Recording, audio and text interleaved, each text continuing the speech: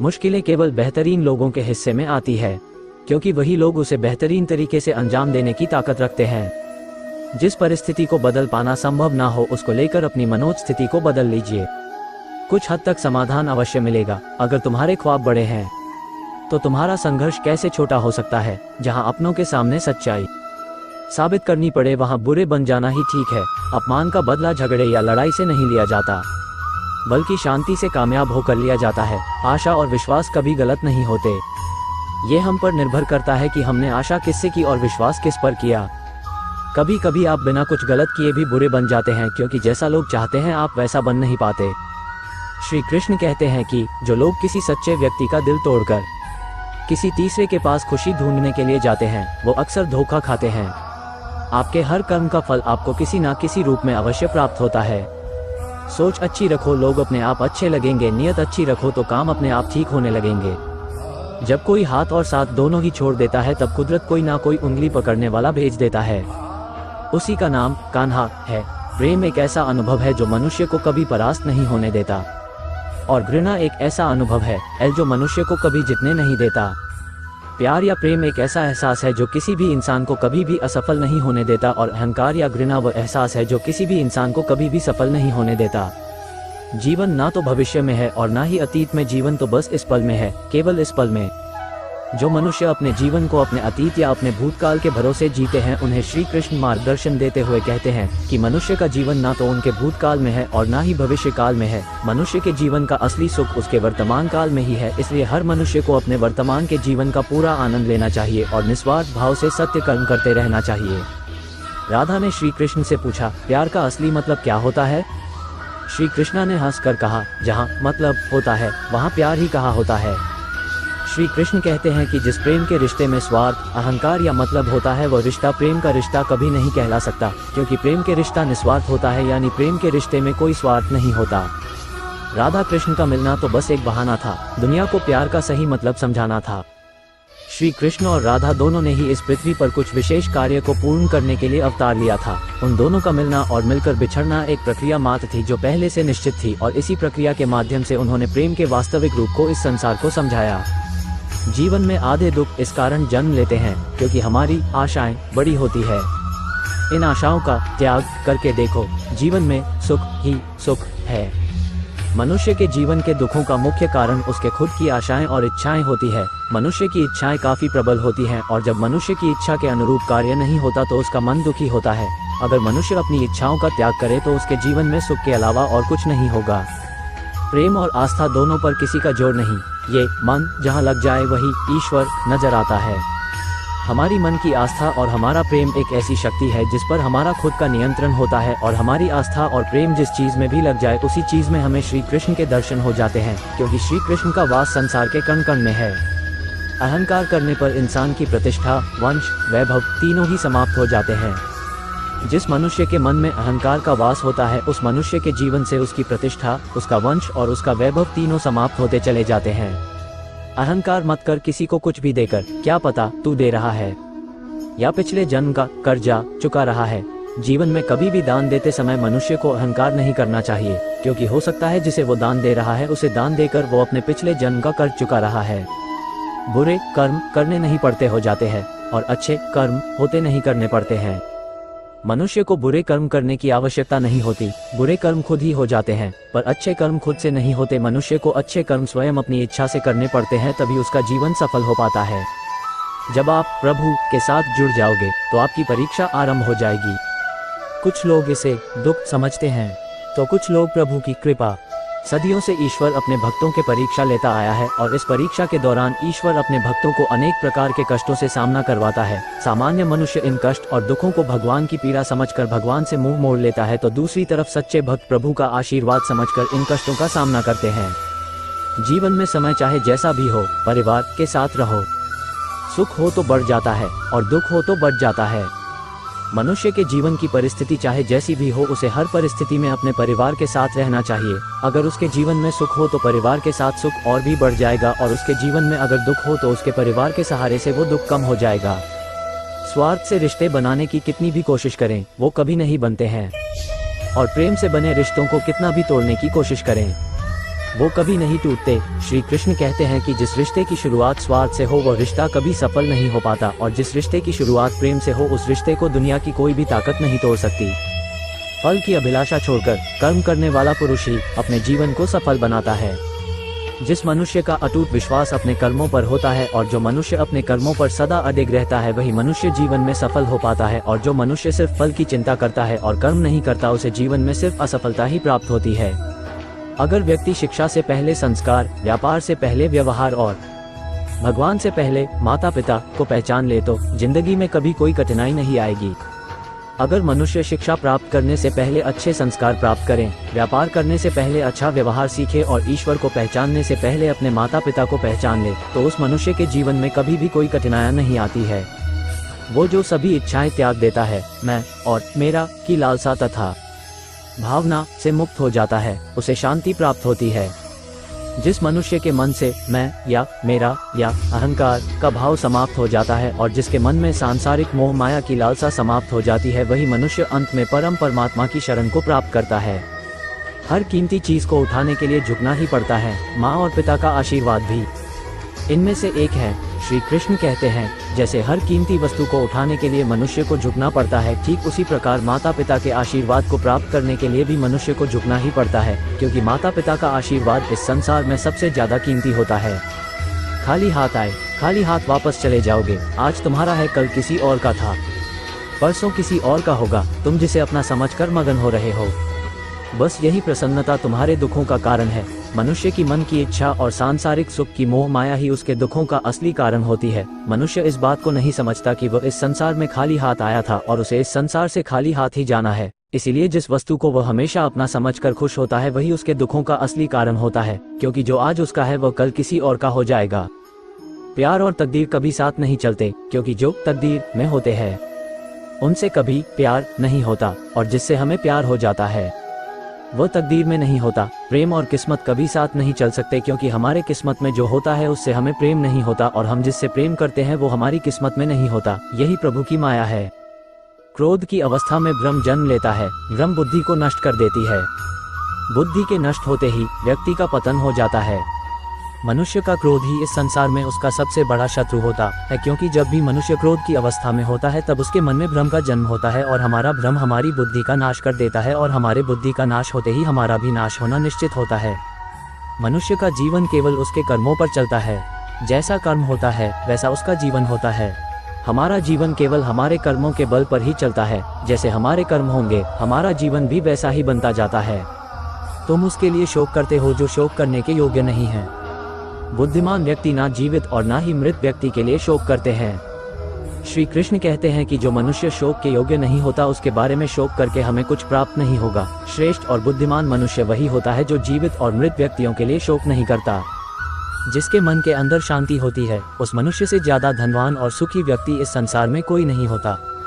जब आपके जीवन के चारों ओर हताशा और निराशा हो, जब दुखों ने आपको हर जगह से घेर रखा हो, तब आप सच्चे मन से कृष्ण जी के नाम का दीपक जलाना और अपना सब हाल श्री कृष्ण को सुना देना। श्री कृष्ण स्वयं आपके सब दुख हरने आएंगे। महान व्यक्ति वो नहीं होता जो धनवान हो, बल्कि महान व्यक्ति वह होता है जो जीवन में कभी किसी का अपमान नहीं करता और ना ही खुद का अपमान कभी सहता है। यदि आप किसी के साथ मित्रता नहीं कर सकते हैं तो उसके साथ शत्रुता भी नहीं करना चाहिए। अगर आप किसी के साथ मित्रता करके जीवन भर उसका साथ नहीं दे सकते तो आपको कोई हक नहीं कि आप उसके साथ शत्रुता करके उसे पीड़ा दे। जो लोग सच्चे मन से श्री कृष्ण की पूजा करते हैं और उन पर अटूट विश्वास करते हैं, उन्हें कभी भी निराश नहीं होना चाहिए, क्योंकि अपने सच्चे भक्तों के साथ मुरली वाला हमेशा साथ रहता है। जो मन को नियंत्रित नहीं करते उनके लिए वो शत्रु के समान कार्य करता है। जिस मनुष्य का मन उसके नियंत्रण में नहीं होता, ऐसे मनुष्य का मन उसके शत्रु के समान काम करता है और हमेशा उसके दुखों का कारण बनता है। चुप रहने से बड़ा कोई जवाब नहीं और माफ कर देने से बड़ी कोई सजा नहीं। श्री कृष्ण जी कहते हैं, जिस व्यक्ति को आपकी कदर नहीं, उसके साथ खड़े रहने से अच्छा है आप अकेले रहे। श्री कृष्ण कहते हैं, जो मनुष्य आपकी कदर नहीं करता और ना ही आपका सम्मान करता है, ऐसे मनुष्य के साथ रहने से अच्छा है कि आप संसार में अकेले रहें। बिना श्री कृष्ण के इस संसार में सब कुछ व्यर्थ है। हम शब्द हैं श्री कृष्ण के और वे स्वयं हमारे शब्दों के अर्थ हैं। जिस व्यक्ति के पास संतुष्टि नहीं है, उसे कितना भी मिल जाए वह असंतुष्ट ही रहेगा। जो मनुष्य अपने जीवन में धन दौलत ऐश्वर्य और प्रसिद्धि को हासिल करता है परंतु संतुष्टि को हासिल नहीं कर पाता, ऐसा मनुष्य जीवन भर दुखी रहता है। और जो मनुष्य थोड़े से संसाधन में भी संतुष्ट हो जाता है वो मनुष्य जीवन भर सुखी रहता है। जो मनुष्य अपने जीवन में गीता का सच्चे मन से अध्ययन करता है वो मनुष्य संसार के मोह माया और हर बंधनों से मुक्त होकर आध्यात्मिक आनंद का आशीर्वाद पाता है। अंत काल में जो मनुष्य मेरा स्मरण करते हुए देह त्याग करता है वो मेरी शरण में आता है। इसलिए मनुष्य को चाहिए कि अंत काल में मेरा चिंतन करें। जो भी मनुष्य अपने जीवन के अंतिम समय में मेरा संस्मरण करते हुए अपने देह का त्याग करेगा वो मनुष्य मेरी शरण में आता है और जीवन के मोह माया से मुक्ति प्राप्त करके मोक्ष की प्राप्ति करता है। मनुष्य अपने सच्चे हृदय से जो दान दे सकता है वो अपने हाथों से नहीं दे सकता, और मौन रहकर हम जो कह सकते हैं वो हम अपने शब्दों से नहीं कह सकते। इस संसार में मनुष्य किसी भी रूप में बड़ा नहीं होता, बल्कि मनुष्य के पीछे जो ताकत खड़ी होती है वो ज्यादा बड़ी होती है। जिंदगी में सदैव अवसरों का आनंद लेना चाहिए, लेकिन किसी के भरोसे को तोड़कर नहीं। इस संसार में भरोसा और विश्वास ही ऐसी चीज है जिन्हें प्राप्त करने में मनुष्य को वर्षों का समय लगता है और फिर भी कई मनुष्य को ये प्राप्त नहीं हो पाता। इसलिए श्री कृष्ण कहते हैं कि जीवन में किसी का भी भरोसा तोड़कर किसी अवसर को प्राप्त करके उसका सुख नहीं भोगना चाहिए। अगर आप जीवन में असफल होते हैं तो आपको दोबारा प्रयास करने में कभी नहीं घबराना चाहिए, क्योंकि जब आप दोबारा प्रयास करते हैं तो आपकी शुरुआत सुनने से नहीं बल्कि आपके अनुभव से होती है।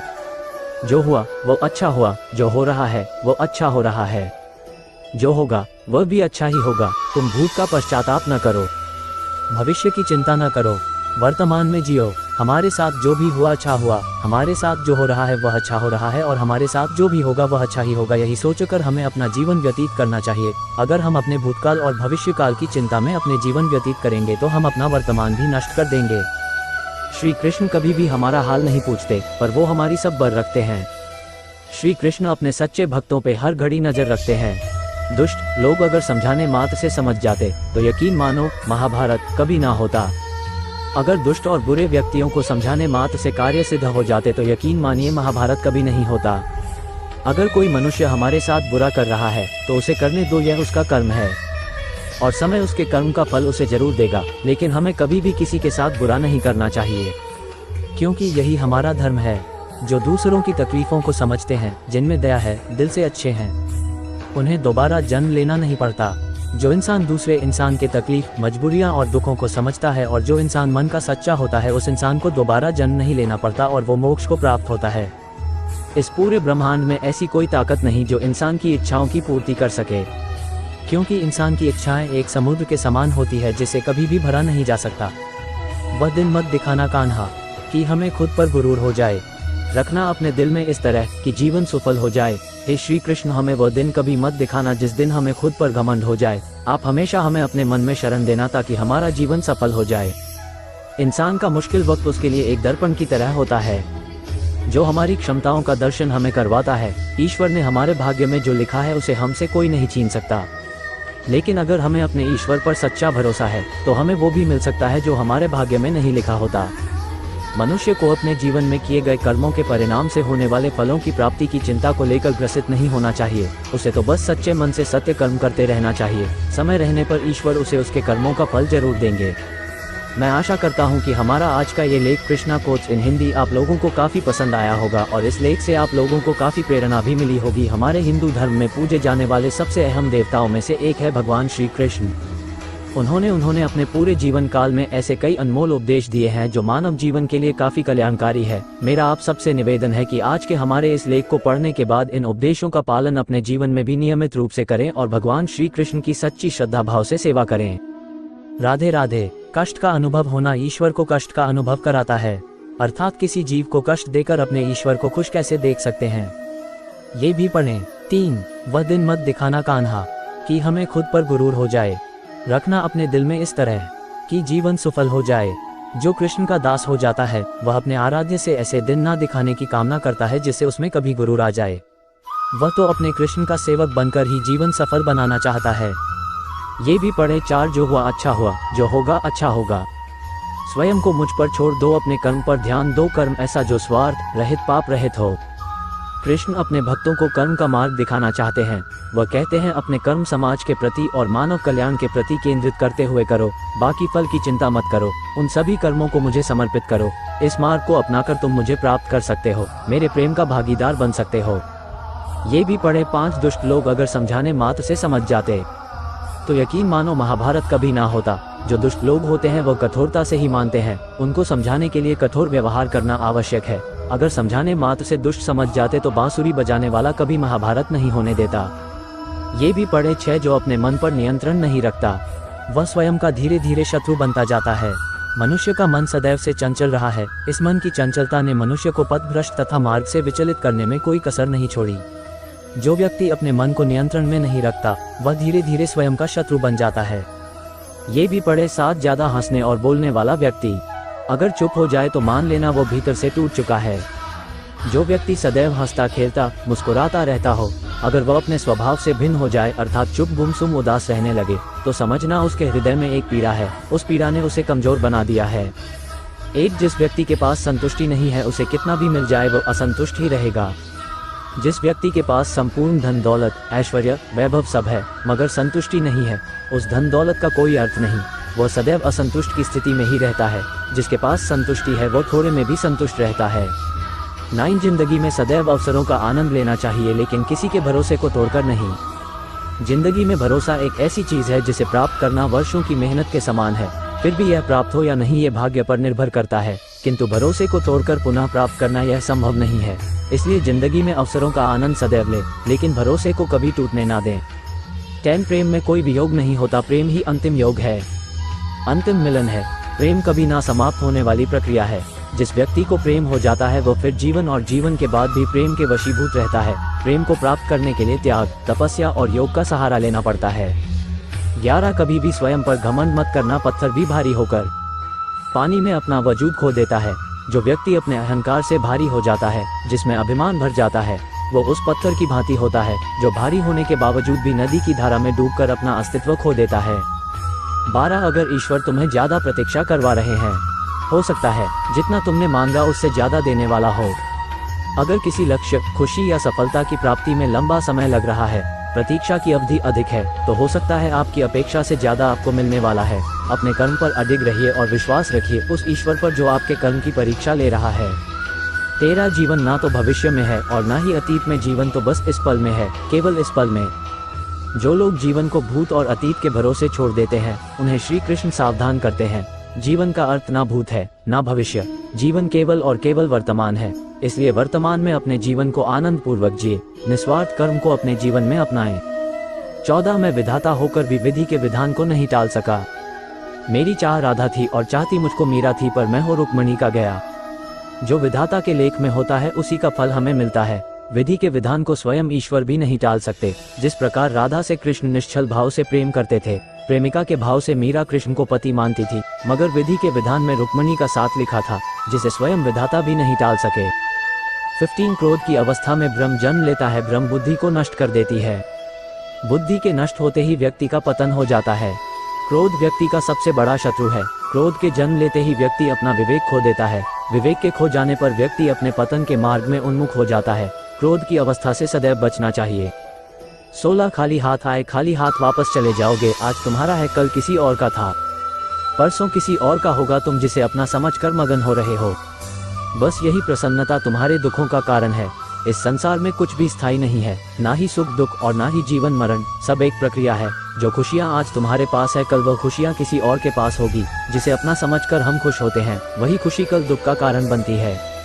17 आत्मा को शस्त्र नहीं काट सकता, अग्नि नहीं जला सकती, जल नहीं बुझा सकता, वायु नहीं सुखा सकती। आत्मा शाश्वत सत्य है, यह अजय है, अमर है।